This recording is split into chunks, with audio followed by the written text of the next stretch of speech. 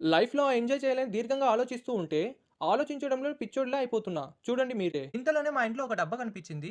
మా అమ్మ ఆ డబ్బాలో పూలు పెట్టింది. పూలు పెట్టినందుకు నాకు బాధ లేదు. దానిలో కొన్ని జీవరాశులు ఉన్నాయి. అవి చనిపోతాయని చాలా బాధపడిపోయా. ఆ జీవరాశులు ఏంటంటే చీమలు బ్రో. ఆ డబ్బా మూతను ఓపెన్ చేసి చీమలను రక్షించిన. వాటిని రక్షించినందుకు నాకు చాలా సంతోషంగా ఉంది.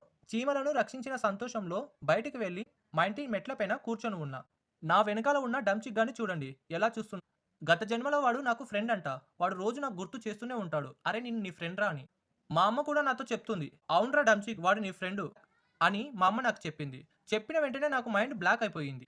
మా అమ్మకేమన్నా తిక్కనా? కుక్క నా ఫ్రెండా? అని ఆలోచించా. ఆలోచిస్తూనే మైండ్ బ్లాక్ అయిపోయింది. ఇంకా నేను ఏదో పిచ్చోడిలా ఆలోచిస్తూ ఉంటే ఇంకా మా అమ్మ "అరేయ్! ఇలా రా మార్కెట్‌కి వెళ్దురా" అని పిలిచింది. పిలిచిన తర్వాత నాకు మార్కెట్‌కి ఎంత ఇవ్వాలని ఆలోచించి బీరువా దగ్గరికి వెళ్లి బీరువాలో నుంచి డబ్బులు తీసి లెక్క వేస్తుంది. ఇంకా మా అమ్మ డబ్బులిచ్చిన వెంటనే మార్కెట్‌కి వెళ్దామని బయలుదేరా.